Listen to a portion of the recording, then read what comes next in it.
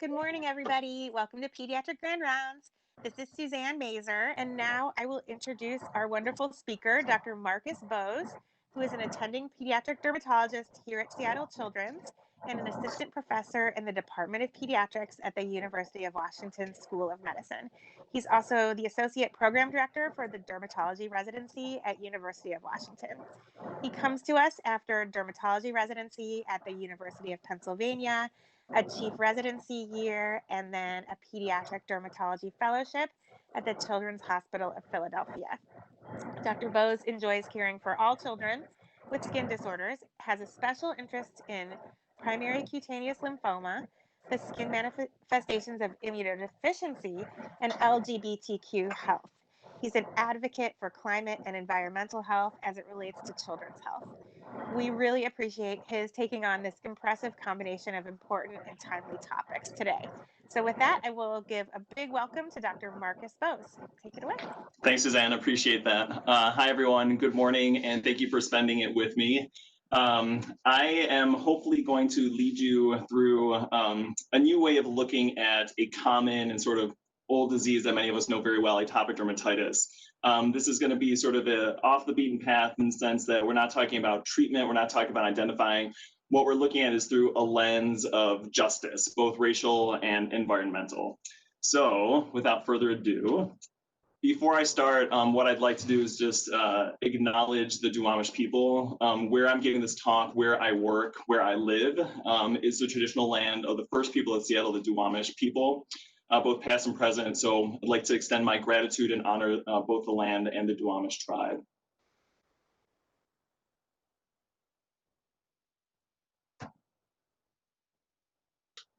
All right.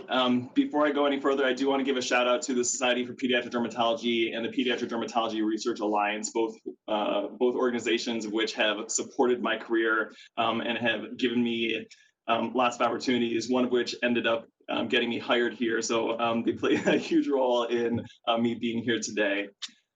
Disclosure statements, I will not be discussing any off-label use of medicines, no commercial products or services. I do not have any financial relationship with any drug companies that would be relevant to this talk. That being said, I do participate as a co-PI investigating the use of dupilumab for atopic dermatitis. This is a trial that Rob Sidbury and I have been working on for a number of years. I do not receive any direct compensation, and dupilumab will not be discussed during this talk.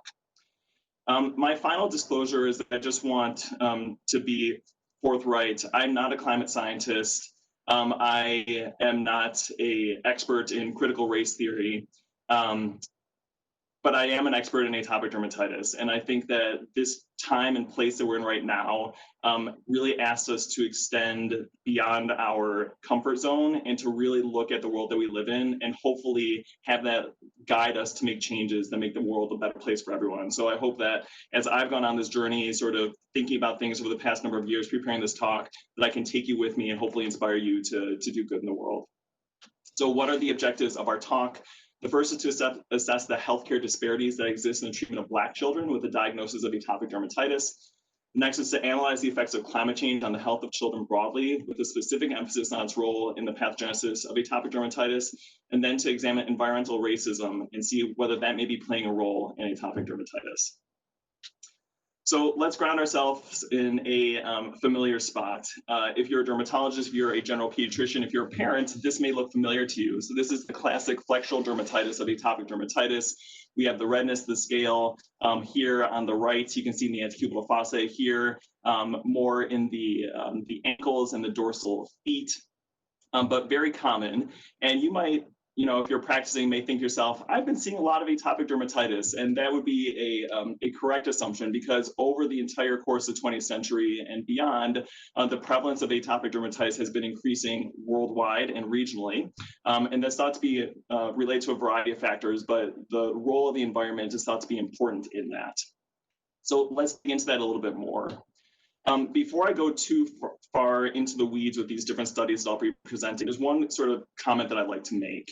When I've been looking through the dermatology literature and looking at studies where atopic dermatitis and its the sort of social determinants of health are included, Often, these studies look at race and they center whiteness. And what I mean by that is that different studies always compare communities of color to a white sort of baseline or ideal. I'm going to try my best to not center whiteness during this talk, because I think that's a really important way for us to sort of deconstruct these implicit biases that we have. That being said, there are going to be many times where the data is presented as such, and so I will sort of have to lean into that. But I'd ask you to take a moment now and after the talk is done to really think about what that means when we always hold up white populations as sort of like the gold standard. What implicit biases are we reinforcing when we do that? And hopefully this will be an opportunity for us to all start kind of dismantling those. So this is a study that looks at the prevalence of atopic dermatitis in 2003.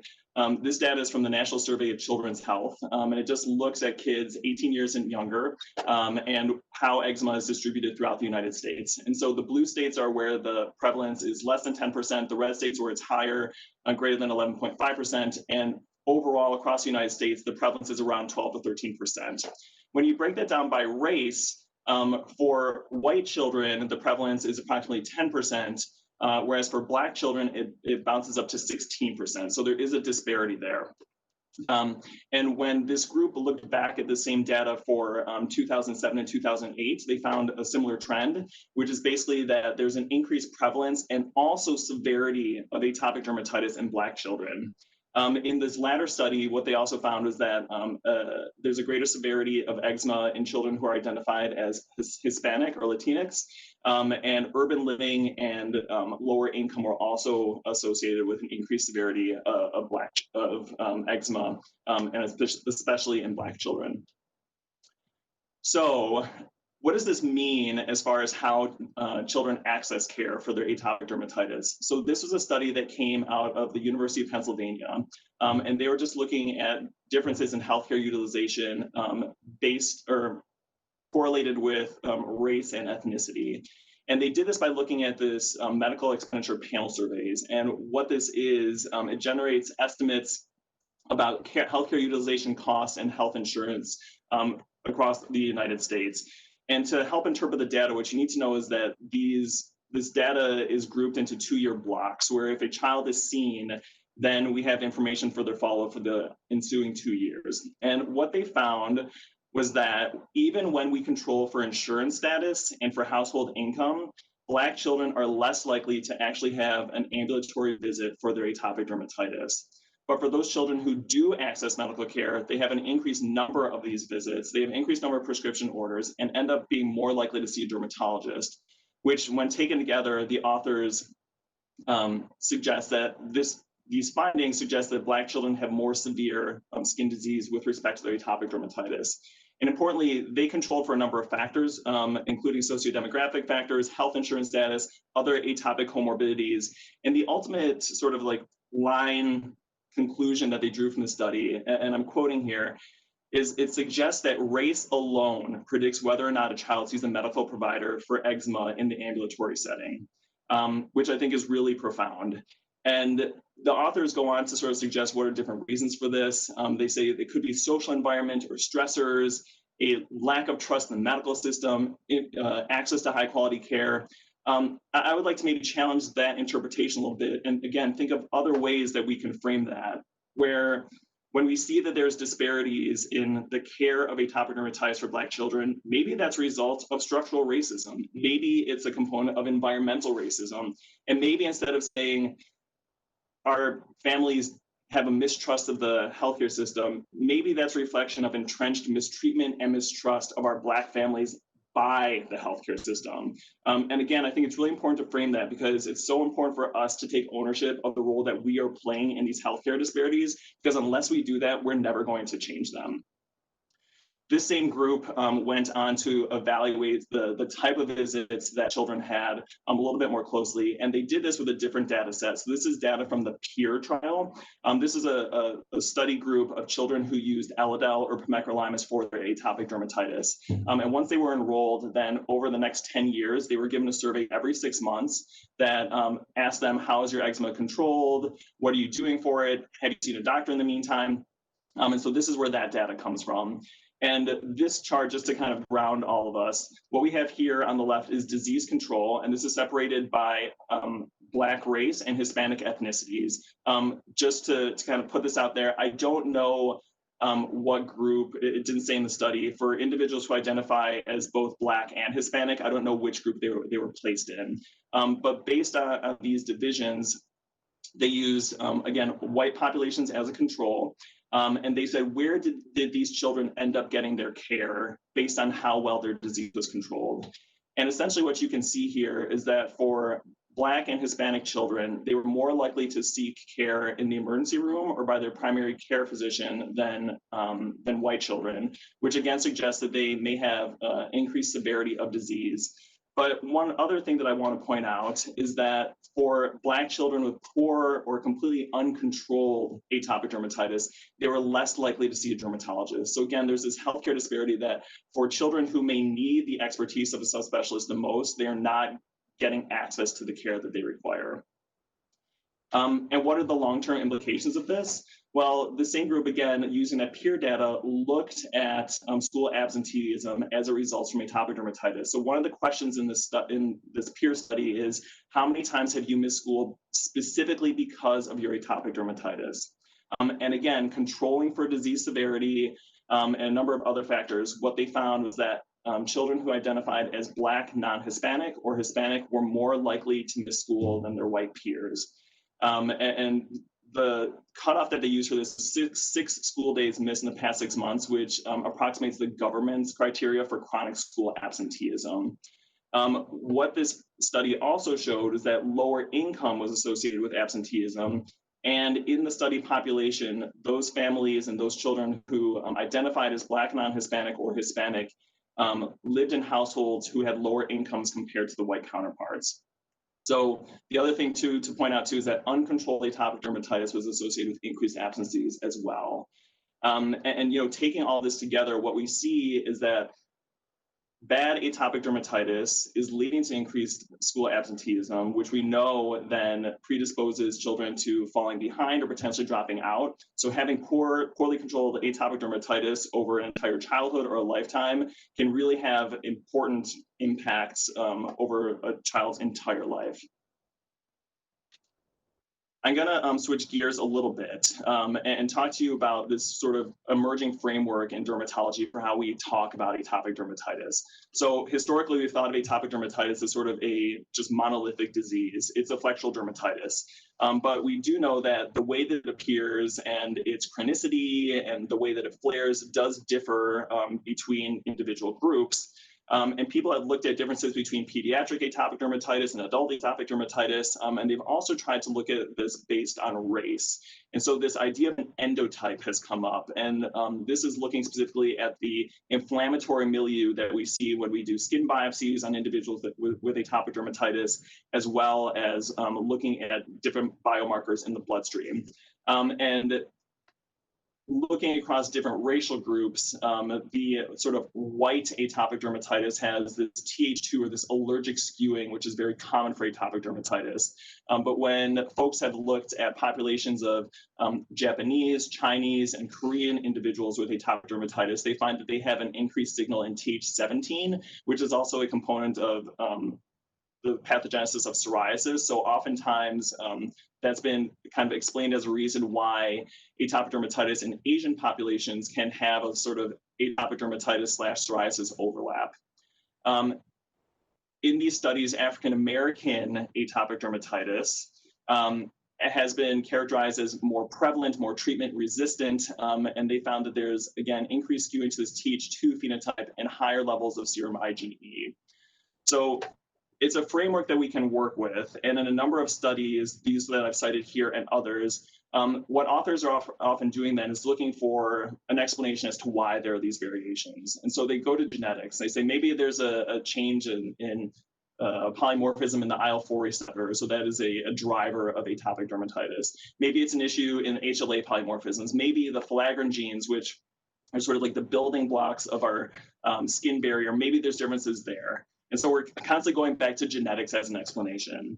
But I'd like to kind of maybe put the brakes on that, okay? So genetics is it's a convenient thing. It's something that we can look at. It's something that we can assay. It gives us something to hold on to. And I would maybe go as far as to say is it gives us an excuse to not address healthcare disparities, because then we can say, well, it's genetics. What can we do about it?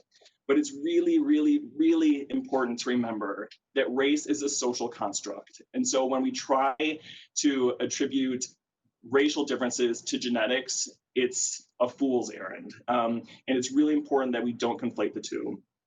I could talk a little bit more about this, but I'm not the expert. And so what I want to point you to is this article that came out from one of our homegrown experts here at UW, Edwin Lindo, and a number of his colleagues that talked about how should we be talking about, publishing about, researching on racial health inequities and healthcare disparities.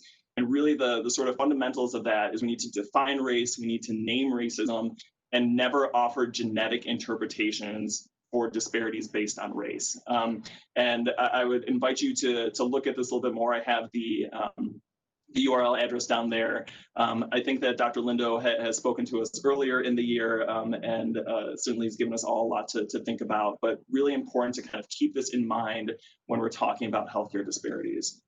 So in the spirit of that, this article came out before Dr. Boyd and Dr. Lindo's article in Health Affairs, but I think it really speaks to that spirit of looking at healthcare disparities beyond just genetics. So this is a study that came out of the University of North Carolina. It is a convenience population of children that were seen in their dermatology clinic, assessed by a board-certified dermatologist, and diagnosed with atopic dermatitis, and then also had the severity measured or identified. These families were then given a study, a survey to fill out. They gave some basic sociodemographic information and also got their zip code, which the study's authors then geocoded and used the American Community Survey, which is from the Census Bureau, to look at how segregated the areas of their communities, or how segregated the areas of the state that they live in are. And then they look to see what risk factors are there based on this data for moderate to severe atopic dermatitis. And you can see the whole list here on the right. But the one that I want to point out again is race. So as we've said before, being Black is a risk factor for having moderate to severe atopic dermatitis. And there's a number of other factors down here that I'll also speak to in a moment. But again, race alone is determining how severe someone's eczema is. Among these other risk factors, the authors looked at the data and then correlated these risk factors for moderate to severe atopic dermatitis, and then looked at the odds that the child is either Black or Hispanic Latinx. And again, a few that I want to point out is that having an income less than $30,000 per year was a risk factor for moderate to severe atopic dermatitis, and children who are Black or Hispanic were more likely to fall into that group. Similarly, renting a home was something that was identified as a risk factor for atopic dermatitis, and children of color, again, compared to their white counterparts, were more likely to live in a home that was rented versus living in a single family home, which is something that is protective against atopic dermatitis, and white children are more likely to live there. One unique aspect of the study that I think is really important too is, again, getting at that segregation aspect of it. And so this is looking at the odds that a Black child has severe atopic dermatitis, and then stratifying it based on if they live in a single family home or a home built before 1980, and then how segregated their community is. And the segregation cutoff is less than 39. I'm not sure kind of like how they make this fundamental score, but less than 39 is considered less segregated, and greater than 39 is considered moderate to severely segregated based on this American Community Survey data. And so what you can again see here is that no matter where you live and the type of home that you live in, if you live in an area that has higher residential segregation as a Black child, you are more likely to have severe atopic dermatitis. And this effect also applies to white children, but being white is still protective in this instance. And that's, again, whether it's a single family home or a home built before 1980, living in an area that is more highly segregated results in worse healthcare outcomes. So I think, again, this gives us more insight into how the community and what we call these socioeconomic or social determinants of health can really play into atopic dermatitis. And what this is suggesting to us is that it's the legacy of structural racism that leads to worse outcomes in atopic dermatitis. So what other environmental factors may be disproportionately affecting Black communities? So I'm going to take a step into the climate realm.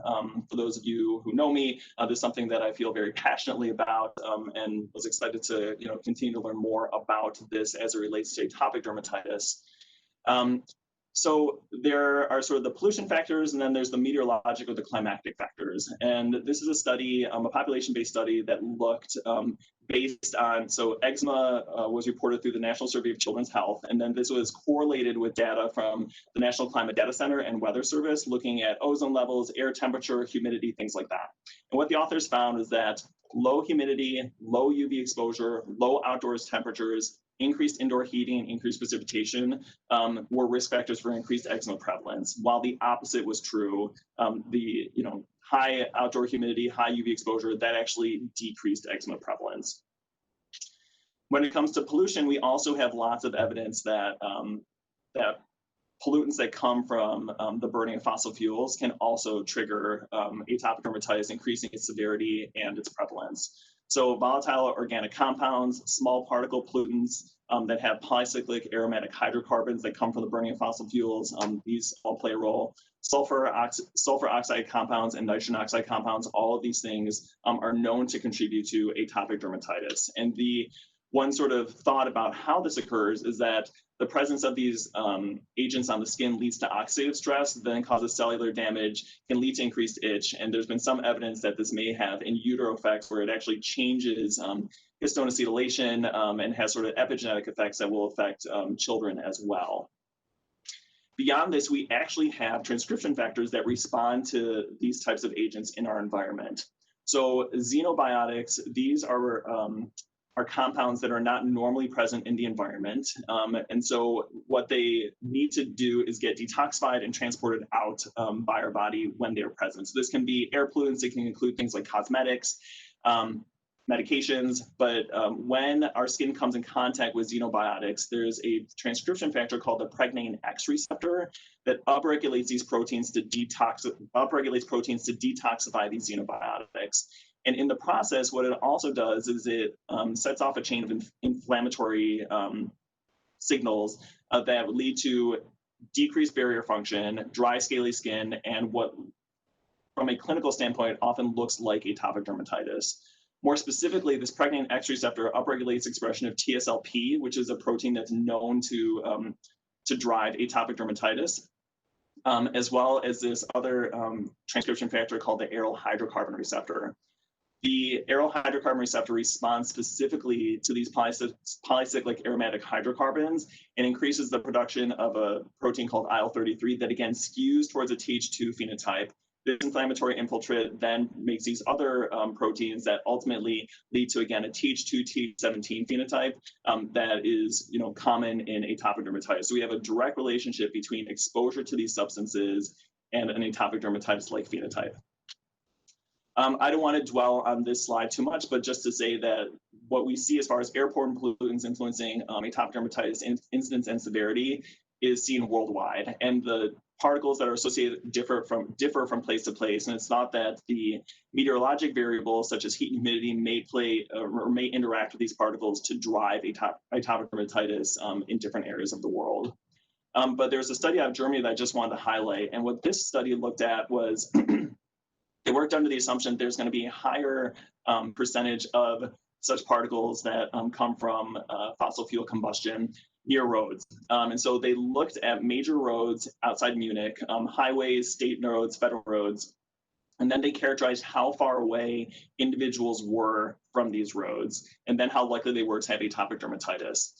And so going down the chart, or this graph. This is looking at atopic dermatitis in this population. And this is when children live greater than 1,000 meters away from a road, when they are between 250 to 1,000 meters, when they are from 50 to 250, and this is less than 50 meters away from a road. And what you can see, again, is that the closer that someone lives to a main road or highway, the more likely they are to have atopic dermatitis or to have symptoms of eczema if they don't have a formal diagnosis.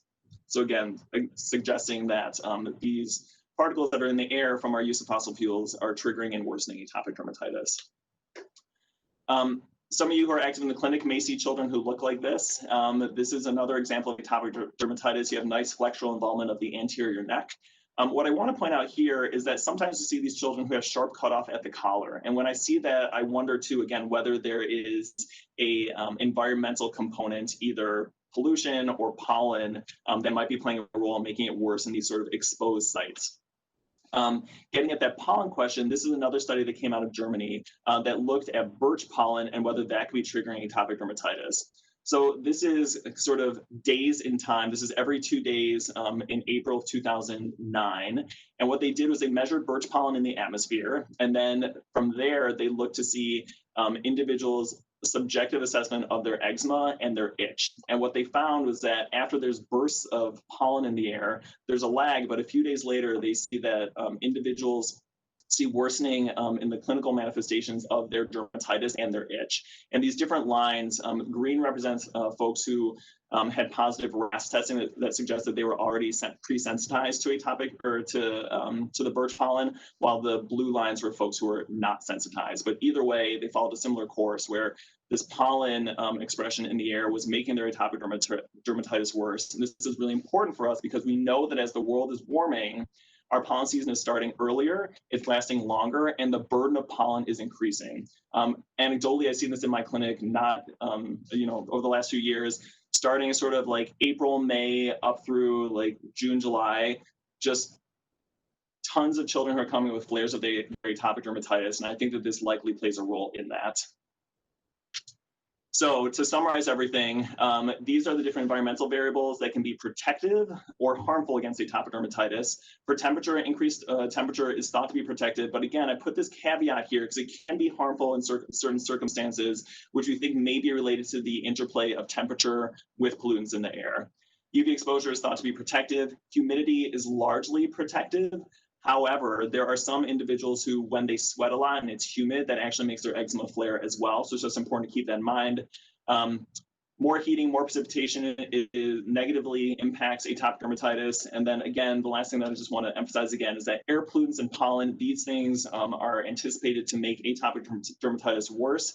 I don't have time to get into stress, but that is also known to worsen atopic dermatitis. And unfortunately, my talk is relatively timely because of what's going on in our world right now. This is a picture of me with my son from this past weekend. This is the sun, S-U-N, in between us, completely, clouded out by the smoke. So when you think about all the smoke, if any of you are paying attention to the air quality, it's always saying like the small particle pollutants are elevated right now. The air is unhealthy to breathe. And so we might expect that we're going to see flares of atopic dermatitis right now. And in my clinics this week, I had a few patients drop off, and they were all filled by children who came in with flares of their atopic dermatitis. And the parents were like, "Why do you think it is?" I was like, "I have a hypothesis, but these are things that are affecting, obviously, our respiratory health, our mental health, but is likely affecting our skin health as well." All right. So I want to try and bring everything together and get us all thinking about what this means for our future and what we can do. So I have a hypothesis. And again, for the rest of this talk, it's grounded in facts, but I don't have any sort of like fundamental that I'm proving my hypothesis right. But I have a hypothesis that environmental racism is an important driver of inequities that places Black communities at greater risk of morbidity from atopic dermatitis. So let's talk about environmental racism, because this may not be a term that's familiar to everyone. So environmental racism is the disproportionate impact of environmental hazards on communities of color. And I have listed here a few examples of that. So the first is redlining and shade scarcity. Redlining is the historical practice after the Great Depression where home loans were being granted to families, where it systematically excluded Black families from receiving these and essentially segregated cities into more desirable and less desirable areas to live that highly correlated with race.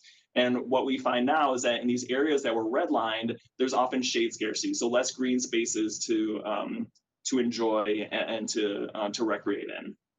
Other examples, citing of environmentally hazardous industries in communities of color. The modern environmental justice movement has often been said to have started in Anniston, Alabama, where Monsanto and the US government were just dumping tons of PCBs and poisoning the community down there, leading to higher rates of cancer. The historic siting of minority communities in land areas more prone to extreme weather risks. So this is when communities of color are in hurricane alleys and floodplains, so kind of pushing folks to less desirable areas to live. And then finally, inaction of governments when hazards are recognized, and the Flint lead water crisis is is a great example of that. Let's talk about what that looks like in Seattle. So our environment is an important component of health equity and life expectancy. And I don't have time to kind of go over all the details of this, but this is looking at different parameters of health equity in the Puget Sound area. And what you can see is that red in general represents a sort of like lower quality of healthcare outcomes, life expectancy. So what you can see here, and the one that I want to point out, is that life expectancy for South Seattle and the South King County, Puget Sound area is 74 years. And in the northern part of Seattle and in Bellevue, it's 87 years. And this is something that just, it boggles my mind that we can live miles away from each other and have an almost 15-year life expectancy gap, just based on sort of the community that we live in. And again, bring this back to this historical process of redlining, you can see these things match up really nicely. So here it's West Seattle, blue, better healthcare outcomes. Central District, South Seattle, Rainier Valley, less. And so this is a direct result of these practices that were instituted decades ago and are still having an effect on our health today. And this is something that's acknowledged by King County. So this comes from their equity and social justice page. And what they're showing here is these are areas where quality of life is below average. This is the dark marks here. And then they look and they stratify these different communities based on the percentage of the population that are people of color. And their conclusion, which you can, sort of come to yourself by overlapping these two maps, is that people of color generally do not experience the same quality of life as white residents. And I just think it's so important for us to remember that. So what does this look like kind of on a practical level? Let's talk about that shade scarcity again. So why is shade important? Well, it's hot and the world is getting hotter. And so it is nice to have shade because it allows us to recreate outside. We can still get exercise. We know that being in green spaces is good for our mental health. And based on what I was telling you earlier with respect to atopic dermatitis, I think we have good reason to think that if we improve our mental health, reduce stress, and reduce temperatures, that it's not interacting with these pollutants, it may improve atopic dermatitis as well. But what this map is showing is if you look at the green dots, this represents the canopy color in these different zones. And then the shade of these zones basically represents the proportion of the community that is people of color. And so when you kind of align the percent of people of color in a different geozone here with the tree canopy, what the city of Seattle found is that there's a statistically significant inverse relationship between tree canopy and people of color. So that means that Black and brown communities have less green space for them to enjoy. And what this can mean, again, the presence of trees reduces urban heat island effects, so the surface temperatures are less, and it can mitigate those extreme heat impacts. That has just lots of impacts just on our day-to-day health, our fatigue, and our mental health as well. And this is not something that's unique to Seattle. This is from a New York Times article that looked at the same practice in Richmond, Virginia. And again, what you can see here is that these red line areas that are more desirable and where white neighborhoods are today are also much cooler than the hottest parts of Richmond, which has a greater percentage of people of color. So, okay, so we talked about that. What about toxic chemicals and air pollution. Is that something that may be relevant to us here in Seattle as well? So this is from King County data looking at toxic chemical release in different areas of King County. And they don't list in their document what counts as the toxic chemicals, but looking at the EPA website, it includes things like the small particle pollution, the polycyclic aromatic hydrocarbons, ozone, sulfuric acid, nitrogen compounds, all these things that I was talking about that are known to trigger atopic dermatitis. And again, you can see that there's a disparity. So if you look at South, the percent of total, toxic chemicals released, 80% of them in 2006 were in the South Sound compared to other areas of King County. There's a greater percentage of facilities in South King County as well. And this is also where a large portion of the population lives. So it stands to reason that it may be affecting communities' health in the South Sound. And we actually have some data that this is probably true. So this is from the American Journal of Public Health. And what they looked at was the exposure of different communities to small particle emitting sources and the burden that is borne by these communities. And so what they did was, again, using the Census Bureau's American Community Survey, that's how they determined the racial and ethnic makeup of these what they call quadrants or centroids. And then they used the US EPA National Emissions Inventory to say, like, this population in this 2.5 mile centroid was burdened with this much pollution. And again, looking at the data, Black communities, Hispanic communities, other non-white communities were disproportionately burdened by small particle pollution at different sizes, both 10 and 2.5 micrometers, at an absolute and a proportional rate that was higher than white communities. And this was true across all community types. So it didn't matter whether we were looking at sort of like a metropolitan core, so like a large city with high or low commuting, a smaller city or a small town, rural. What we're looking at here, again, absolute burden, this is of PM 2.5 micrometers. And across these different rural or urban classification codes, and the Black populations are represented in green, Hispanic and Latinx populations in orange. And this is sort of like the baseline overall. And you can see that across every different sort of zoning area, by and large, Black communities are disproportionately affected by the burden of small particulate matter in the air in where they live.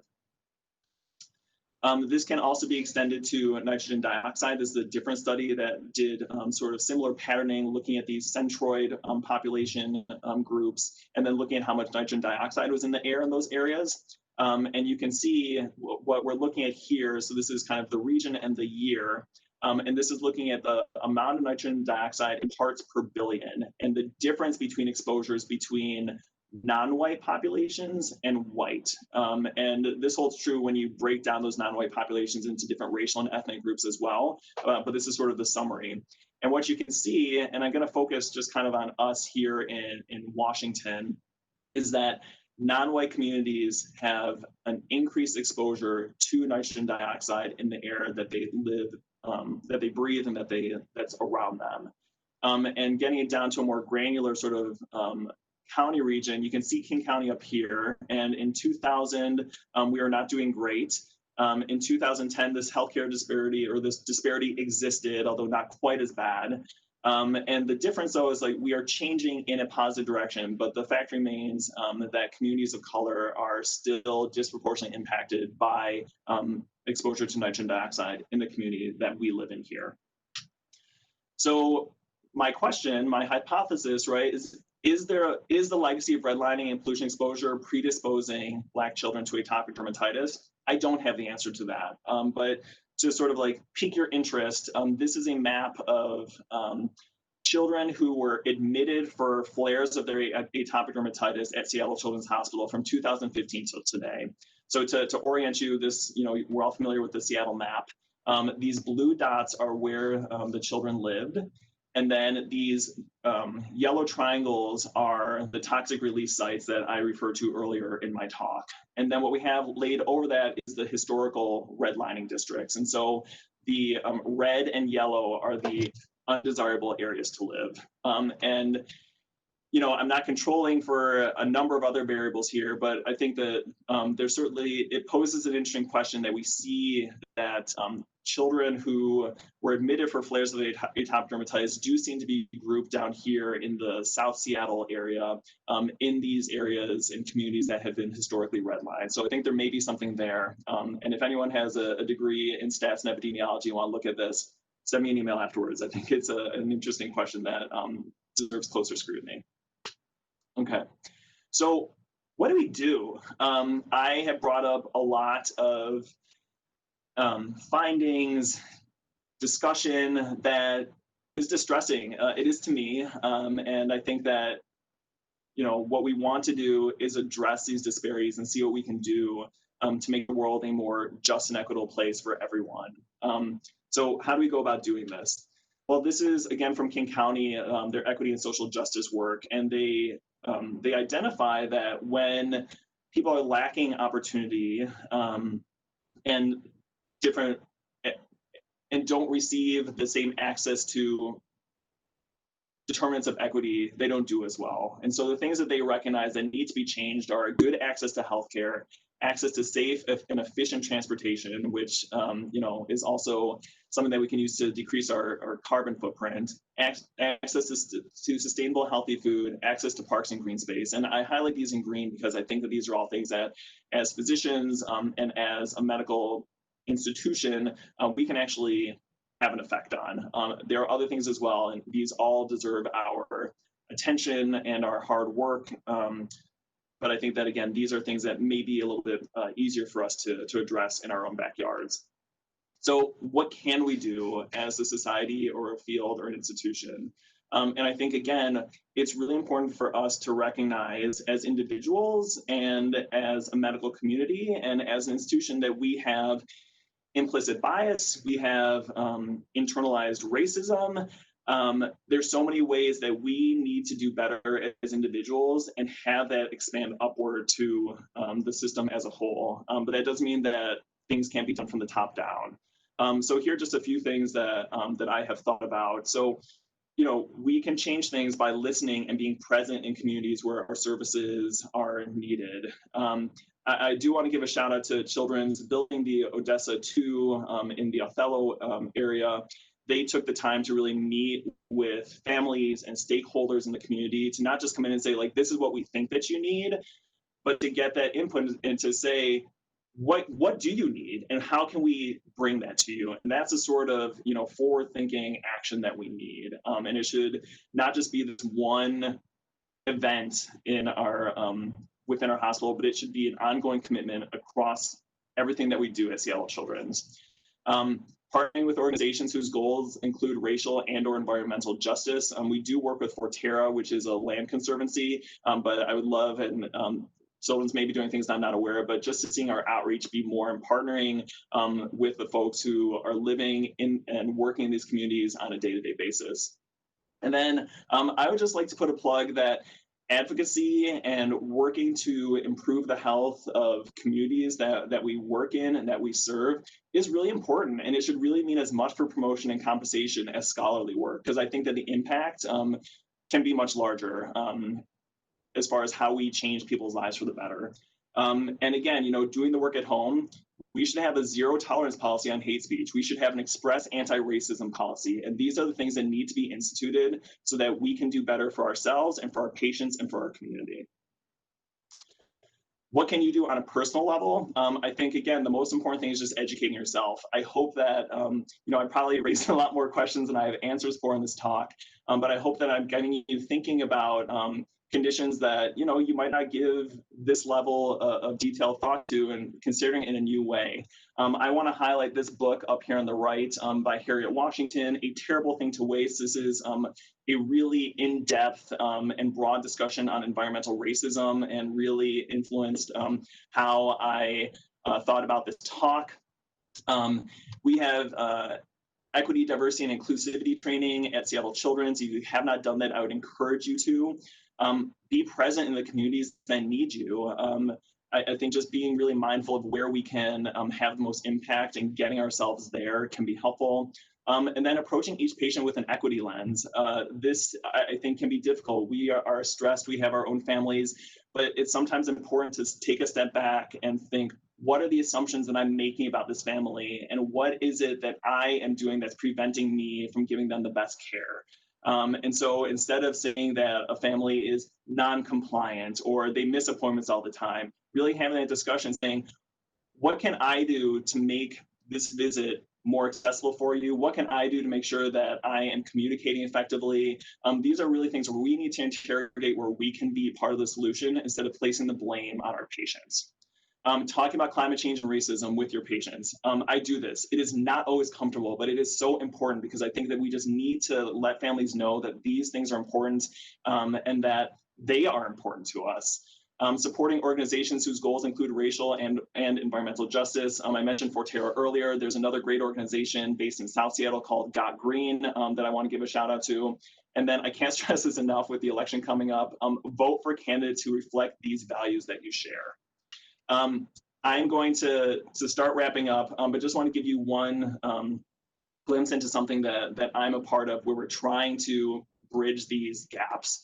So my satellite clinic is in Federal Way at the South Clinic, and this is from the Seattle Children's Research Institute's, their Experience Research and Design team.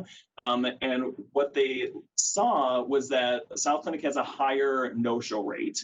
And when they compared the demographics of the South Clinic to other Seattle Children's sites, what they found was that we serve a greater percentage of families who identify as Hispanic, Black, and other communities of color in the South Side than at other Seattle Children's locations. And unfortunately, when we looked at missed appointments, these families who identify as people of color disproportionately were represented in the missed appointments. And so, and this is why I love knowing that I work at a place who has that employs other people who just want to identify these disparities and change them. They contact me and they're like, do you want to be a part in like helping change this? And I was like, yes, because I have no shows in my dermatology clinic and I want to fill those because I want to help people who need me. And so early this summer, we participated in a 3-day design sprint, trying to identify like where are we missing the mark and where can we move into the space so that we can help families get to us and provide them care that is culturally appropriate, is humble, and recognizes the role that we need to play in making communities as healthy as possible. And so this group had really enlightening talks with families who may have had missed appointments. And the things that they're looking for a place where they feel like we are part of the community, that we can build a lasting relationship with them. It's important for us to know that sometimes our wait times are too long and that navigating our medical care system is super confusing. And then other times it's just hard to get there. We don't always have the most convenient office times. And even if a family can make time to get there, they may not always have the transportation to get there. And so the research group has been working really hard and in this design sprint came up with a number of ways to start to address this, coming up with ideas of patient advocacy roles, making sure that we provide families also sort of like wraparound care to help them with scheduling, follow-up appointments, leveraging our new use of telehealth to reach families more effectively. And then I will be instituting an urgent clinic in dermatology that we can use so that people don't have to wait 6 months to see me if they need me. And I just feel really fortunate to be a part of this motivated group. And I think these are the different sorts of ways where we can really start to think about how we can not just be around, but to be actively present and engaged with our communities. These are just some resources for you that will be available after the talk. Lots of equity and anti-racism sources. I want to give a shout out to the Children's Center for Diversity and Health Equity that has a ton of information there and different professional resources for addressing climate change. This is also through the AAP. They have a whole group. Final thought. There is so much going on in the world right now, and it feels overwhelming to me on a regular basis. And I also think that it's such an important opportunity for us to change and to see the world for how it really is. And for those of us like me who exist in a privileged body and occupy a privileged space in society, so important for us to think how we can make the world equitable for everyone else. And I hope that my talk today showed you that these things that we care about, whether it's the environment, racial equity, religion, all these things are intertwined. These are not individual silos, and we all need to take our passions for equity and justice and merge them, because that's how movements are made that change the world. And it may seem, sorry, getting choked up. It may seem a little Pollyanna to you, but I really think this is how change happens. This is how we make the world a better place, and this is how we get out of messes like wildfires, in the air, and the inequities that we're seeing around us all the time. So I hope that my talk gave you some food for thought, and that we can go from there. I did want to just acknowledge a few people. First and foremost, Shaquita Bell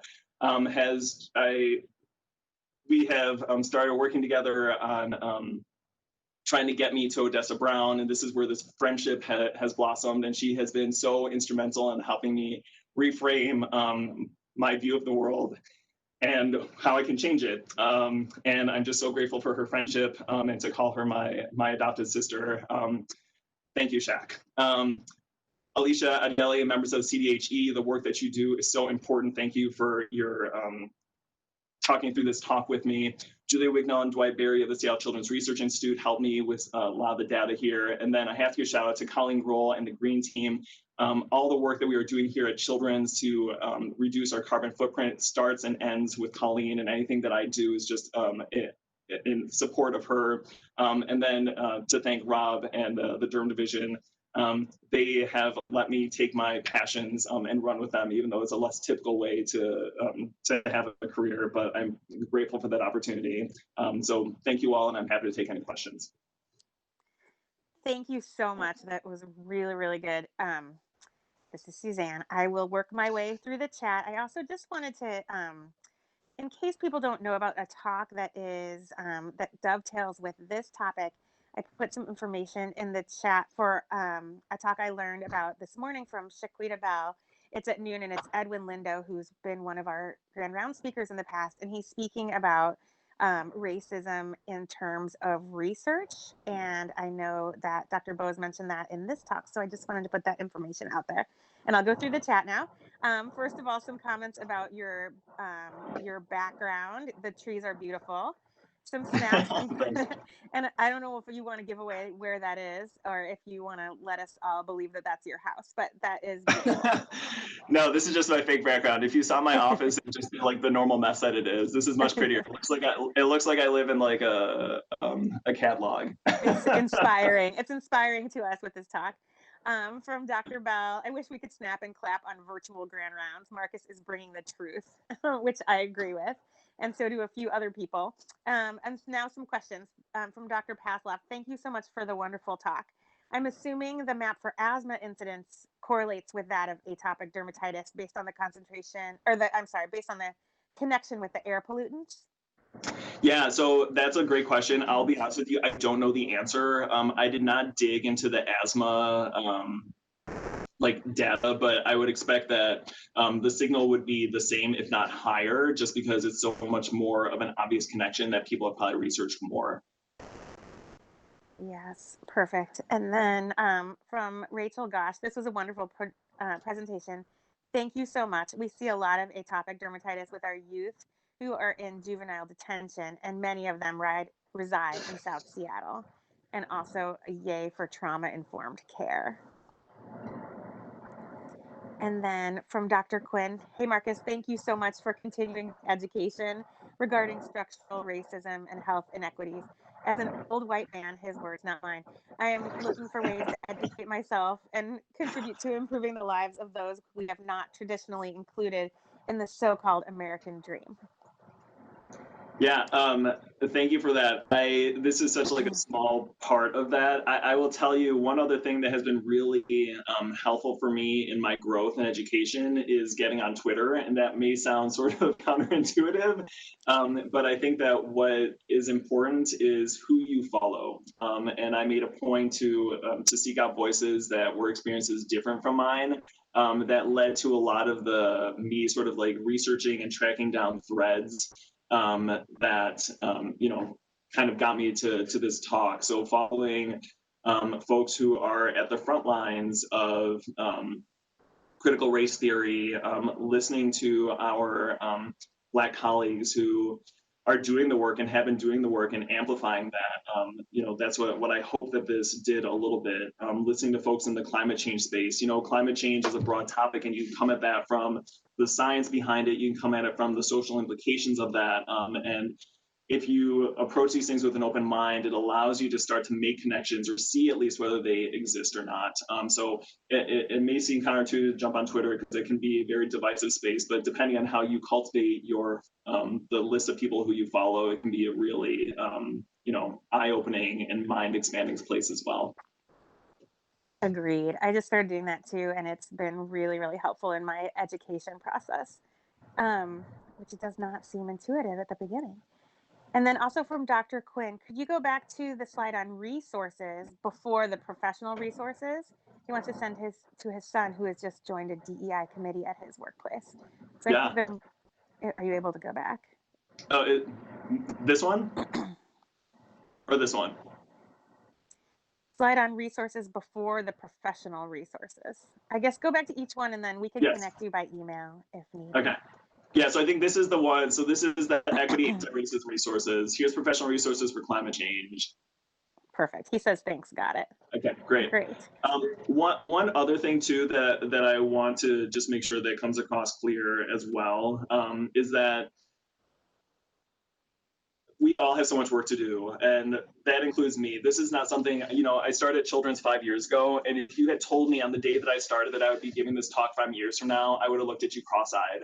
And I just think it's so important for us to realize that no matter what age or stage of training we're in, we can still continue to learn and grow so much more and find those things that really inspire us. And, to also say out loud, I was nervous giving this talk.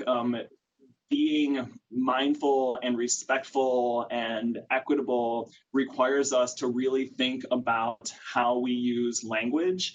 And we fall into sort of like how things always used to be. And it really requires, intentional thought that is getting easier for me with time. But it's a never-ending process. And I, again, want to call out the folks who do the EDI work here, both sort of like globally and then also within the residency program. They have taught me so much and have lifted me up when I have made mistakes and taught me humility. And what I hope that you get from this too is that this is not a movement that's exclusionary. We all make mistakes. We all say things in a way that maybe doesn't come across as sensitive as we would like to. And the most important thing to do is acknowledge those, apologize for them, and then move forward with those experiences to keep on working to do better until these things become, second nature to us. So I'm learning. I don't know if I consider myself an expert, but I hope that I'm at least an example that's worth emulating to, again, kind of get us all to a space where we recognize the inherent value of each other and all the unique things that we as individuals can bring to the table to make the world a better place. Absolutely. Thank you so much. Just we have 1 minute, and there are many, many thank yous, and I hope you can see the chat at the end just to see how many people are thanking you. But I will just try to get in 2 more questions before 9 o'clock. In reviewing the family's input about missing appointments, did the concept of potential lack of evening and weekend times come up as a barrier? Yes, so that is definitely something that we are looking into. That is a huge barrier because if parents are working and kids are in school, we don't want to contribute to that, like extra missed appointments. And so that's something that at South we're starting with the urgent, but that was already sort of like on our minds too, to maybe change one of my clinics to an evening clinic. We do that here at the main hospital, where on Monday nights we do have a clinic, but that's something that I think is worth exploring more in depth and also expanding more. That's great. And then finally, can you share your thoughts about the conflicting contributions of risk factors related to racially segregated environments, but protective factor of living in, quote, communities, unquote?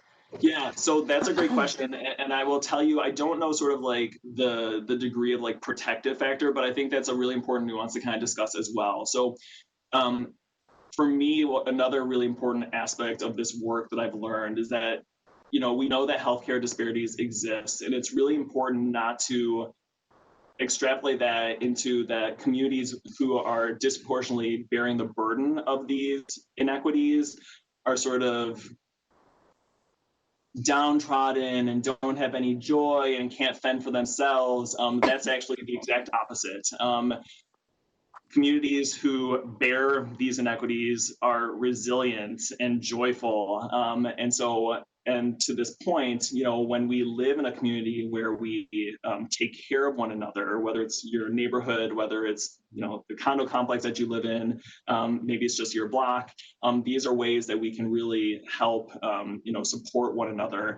And again, it's sort of like dismissing this idea of like the white savior who comes in and like will do things. That's not what we're talking about here. What we're talking about is providing opportunities and support, so that everyone, no matter where they live or what their race or ethnicity is, has the same opportunities to advance, and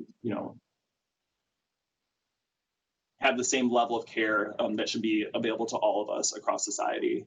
So I can't sort of quantify that protective factor, but I do think that's an important thing to sort of call out as well. That there is a lot of resilience and protective things as well that can be seen.